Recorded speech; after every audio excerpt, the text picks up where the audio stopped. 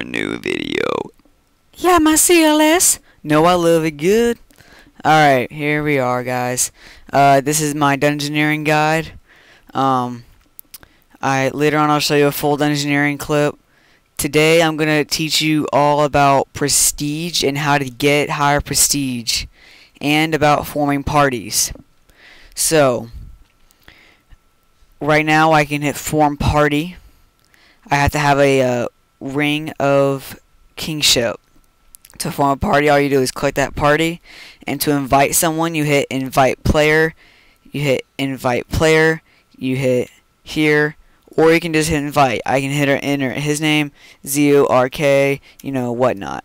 So, to invite a player, you just left click. You have to be in Damien to do this, of course. And that's really about all inviting people. Now, floor. This is the floor that you're going to be on. 1 is the highest. I think it goes like all the way down to 60 or something like that. And floor D is my highest, because I have 8 engineering. So we will hit change for the floor. I'm going to do floor 2. And I'll hit confirm right here. I'll change my complexity. Now, about complexity. Complexity 1 is combat only. Complexity 2, you have combat and then a few other skills. Complexity 3 is going to go to here. 4, it's going to go there. 5, 6, and so on until you get all your complexities. Note 5 and 6 have the same skills needed, but complexity 6 does not give you that 30% penalty. It gives you a 0% experience penalty, but you also have to do a little bit more stuff. Now keep in mind, Damien will not give you anything that you cannot do. So I mean, I've had it to where it'll say something along the lines of you need a woodcutting level of 101 to do this, and I only have like 86. That's because you can do herb lore and make potions. So that's pretty straightforward. So I'll do a complexity 6 actually, and I'll hit confirm, and I'll climb down the dungeon entrance, and I want to start my party. Do I want to do a small floor or a medium floor? Now this is where it gets tricky, guys, because if you're by yourself, you definitely want to do a small floor. If you're with like 2 or 3 people, you definitely want to do a big floor, right? So it all depends on really how your team's set up at that time, and everything else like that. So this is your little smuggler. He is your general store. He's your home base camp. What people normally say. So that's really that. Now I can go into prestige, and this is, you have your rune crafting, your altar, your spinning wheel, your summoning obelisk, everything else like that. Now, to talk about prestige real fast. Prestige is this right here. I am on a RuneScape wiki real fast, so that I didn't want to wait to pull it up. So here we have is what calls, this says you just completed a dungeon, and it says floor.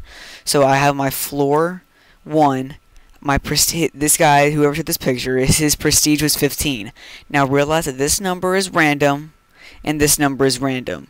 You could have 131, 130. You don't type anything special or to get it high or anything else like that. So when you're looking at this, you say okay. That's all you say. Okay. Then you look at this, say okay. This number should always be higher than this number, unless you're doing the same floor, in which they should be even almost. Then you have your average. So your average is the average between this number and this number equals this. I rounded down, I think. This guy, he did a small dungeon, so he got +0. Now you could do medium or large, and medium will give you small bonus, and your large will give you a small bonus. Now this person, this is not me, remember this is not me. He did bonus rooms, and he got all the bonus rooms, which is why it's giving me +13.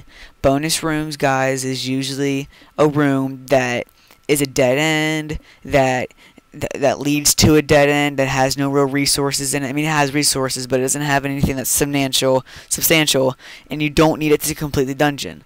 As a room that's a dead end and has no key in it. All right, that's what the bonus rooms are. Now, when you're doing a large floor, you are going for the large. You're going for the bonus rooms. Let me stop this real fast. Alright, so like I was saying, if you're doing a large dungeon, you definitely want to get all the bonus rooms, because that way you'll get a plus 13% to this total level. Now, difficulty. This is 1 by 1, so you get plus 0%. Now, all these percentages that you see contribute to this overall percentage. This is your total modifier, and these are your modifiers.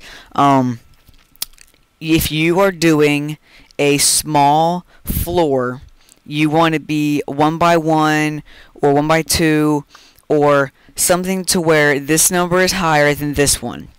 If you're doing a small floor and you're doing what's called a rush, you are going to get this number right here should be 1 or 2 or a very, very low number.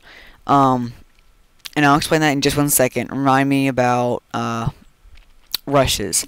Level modifier, that's like how hard it was, because you had, so many people and whatnot. Complexity 6, so you're going to get a plus 0%. This will not be higher, it'll always be 0 or lower. And you want it to be 0 because you don't want to get a minus on this number, because you want to get this as high as possible. Guide mode, if you're on guide mode, it'll be like a -4 percentage or whatnot, and that'll tell the party leader, what's the critical path. Deaths, this is how many times that you die, and it's usually roughly about 10 to 15% minus per death. Note, per death. So if you die 5 times trying to kill the boss, you're doing what's called suicide, because your bonus right here, your bonus right here is going to go all over here, and that's no good if you're doing a large dungeon. At all. That's not good at all. So, now I'll talk about rushes now. A rush is what's considered you going very fast through a floor, just trying to get the floor over with. Okay? You're just trying to get the floor done, over with, completed, so you can move on to your higher floors. Now, what this means is if I'm right here right now, I'll go here, I'll climb up, and I'll show you guys this little, I could show you right now. Alright, I'll go to change. Now, this right here, since I'm level 80, I can do floor 40.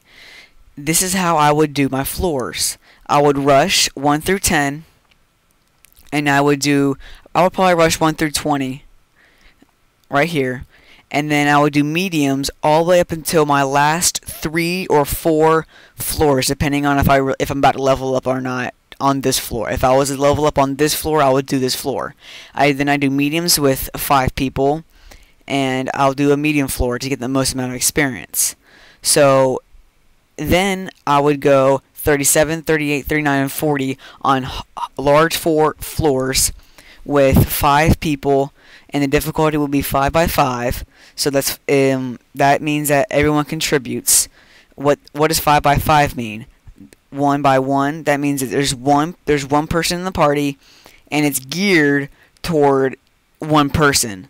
So if this number was 5, that means there's 5 party in the party, but it's geared towards only one person should be able to complete it, which means that your difficulty would be very, very low, usually like a 0.5% bonus reduction, or this right here, and you're only getting half the tokens and XP, but you're trying to get that floor done really fast so you can do your higher ones and be able to spend enough time on it.